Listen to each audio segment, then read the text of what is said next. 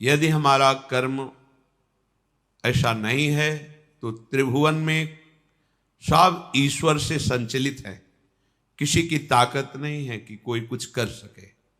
कई बार सत्संग में सुनाया है कि एक बाल्यावस्था से भगवान शालिग्राम की आराधना करते हुए विरक्त मार्ग के पथिक बने और हर समय भजन परायण और भ्रमण करते थे।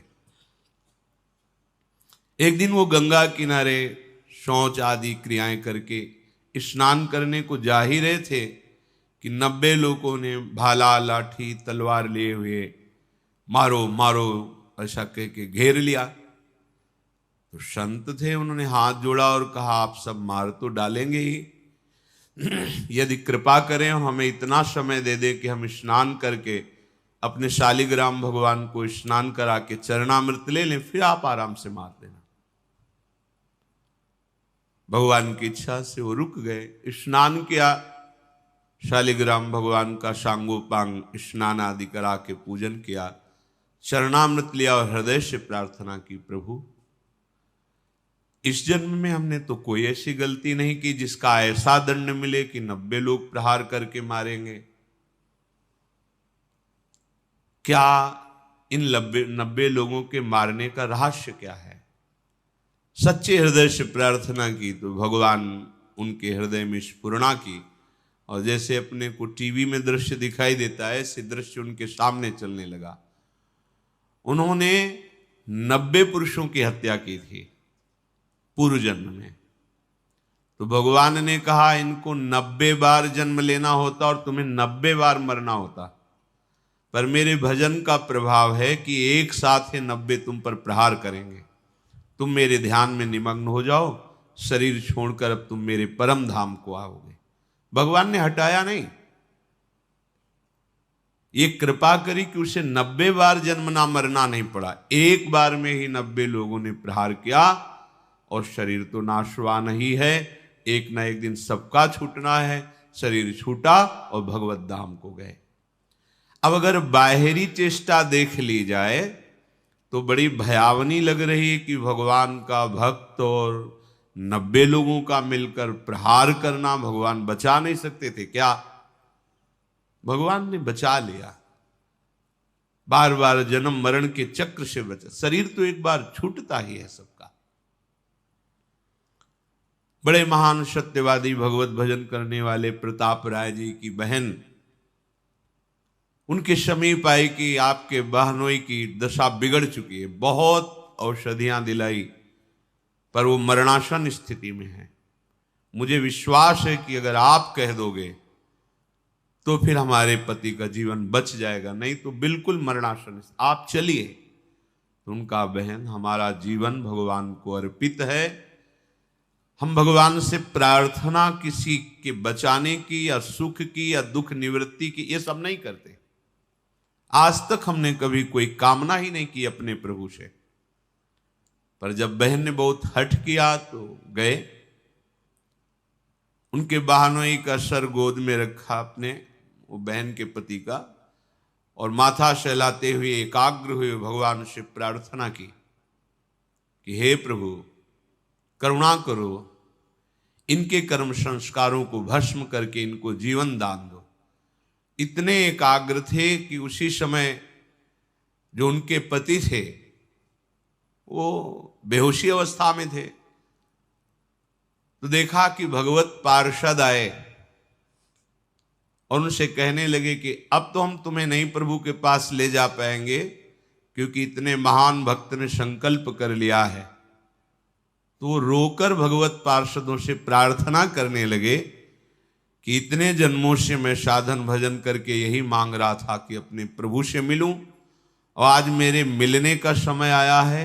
तो प्रताप राय भक्त होते हुए ऐसा कैसे कर सकते हैं कि भगवत मिलन में वो बाधा डाल दे? भगवत पार्षदों ने कहा भगवान अपने लाडले भक्त की इच्छा की पूर्ति निश्चित करते हैं, उनका नहीं नहीं ऐसा प्रताप राय नहीं कर सकते। और ये बात उनकी पत्नी ने भी और प्रताप राय ने भी ध्यान में देखा। तत्काल सुधी आई बाहर उनका नहीं नहीं प्रभु बिल्कुल नहीं, इनकी बिल्कुल रक्षा नहीं करनी, बिल्कुल नहीं। भगवान से मिलन का अवसर आया है, अब बिल्कुल स्वस्थ करने की जरूरत नहीं।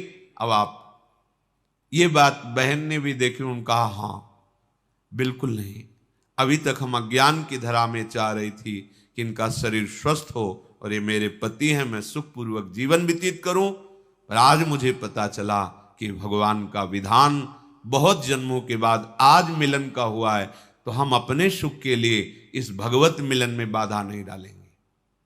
अगर भगवान ना बताते तो कैसे कोई रहस्य समझ पाता।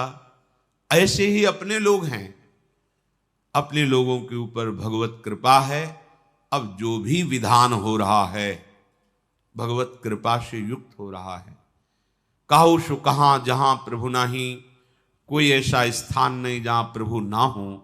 तो उनके होते हुए हमारे को जो शारीरिक दंड, जो वाचिक दंड, मानसिक दंड मिल रहा है, वो मुझे पवित्र करने के लिए मिल रहा है। अगर उस दंड विधान में शरीर भी छूट जाता है तो राधा राधा हमें श्री जी की प्राप्ति होगी। शरीर तो छूटना ही है, आज या कल छूटना ही है। निराशा या भक्ति मार्ग में उत्साहहीनता ये बिल्कुल ठीक नहीं है।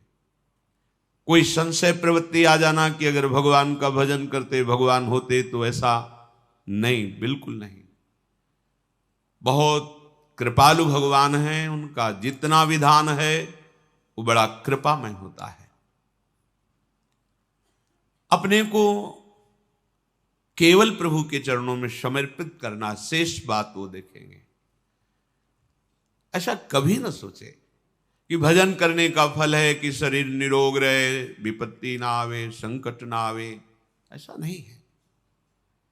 जो हमारे शरीर की रचना जिस कर्म से हुई है उसको वैसा ही भोगना पड़ेगा। भोगने की सामर्थ्य और उससे बेपरवाह होना, ये भजन का फल है।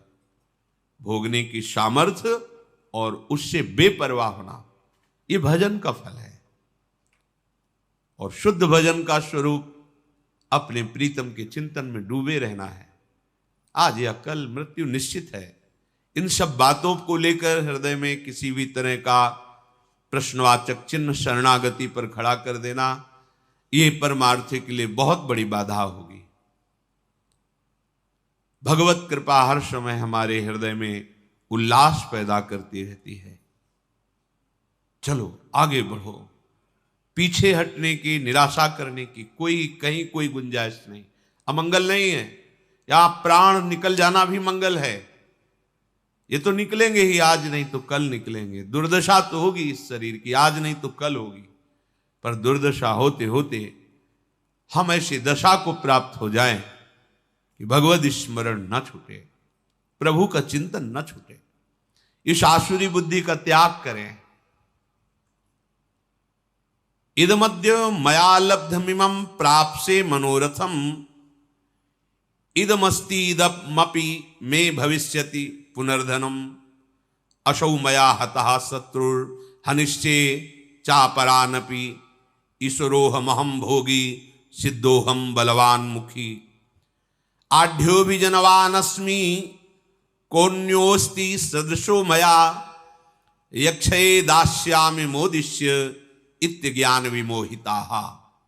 जो अज्ञान से युक्त हैं, जिनका ज्ञान ढका गया है, वो ऐसा सोचा करते हैं आज ये हमने लाभ प्राप्त कर लिया, कल मैं ऐसा भी लाभ प्राप्त करूंगा, ये कमाया वो कमाऊंगा, इतना धन एकत्रित हो गया, अब इतना और कर लूंगा और परम सुखी हो जाऊंगा।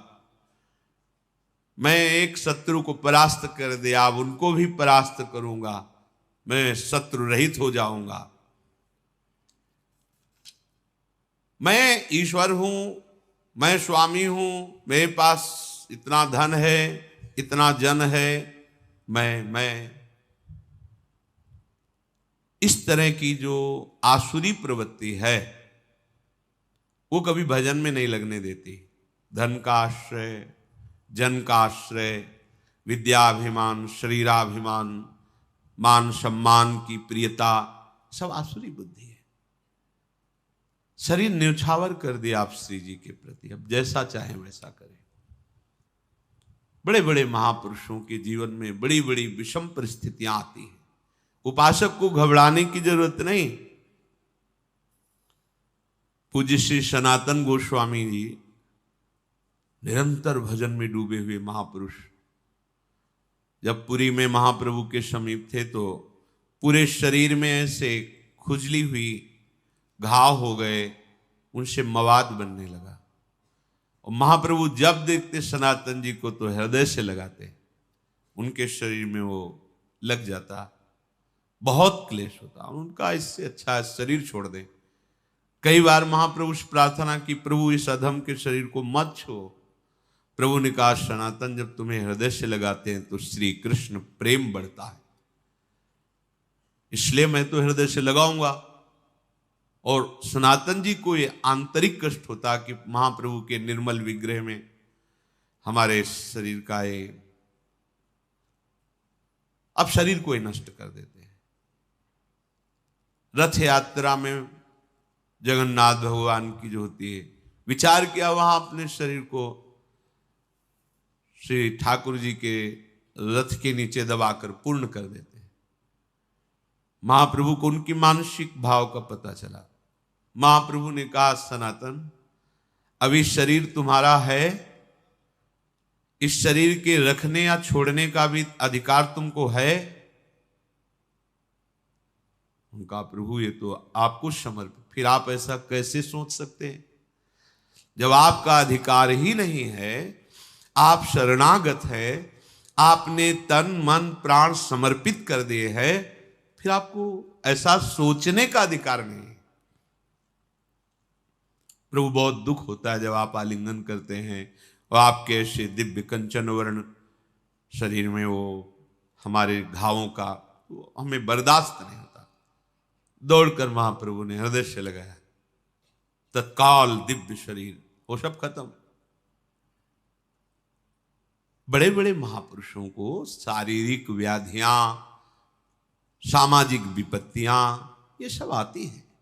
इसका तारतम्य भजन से नहीं जोड़ना चाहिए कि अगर हम श्री जी के हैं तो ऐसा क्यों हो गया, श्री जी के हैं तो क्या वो ठीक नहीं कर सकती, ये सब नहीं। हमारा उद्देश्य भगवत प्रेम प्राप्ति है, हमें अपने उद्देश्य पर दृष्टि रखना है। भगवत प्रेम का स्वरूप है प्रतिपल सहज निरंतर अपने आराध्य देव का चिंतन होना, और कोई आकांक्षा न रह जाए किसी भी लोकांतर के भोग की, किसी सुख की कोई आकांक्षा न रह जाए, नहीं रह जाएगी।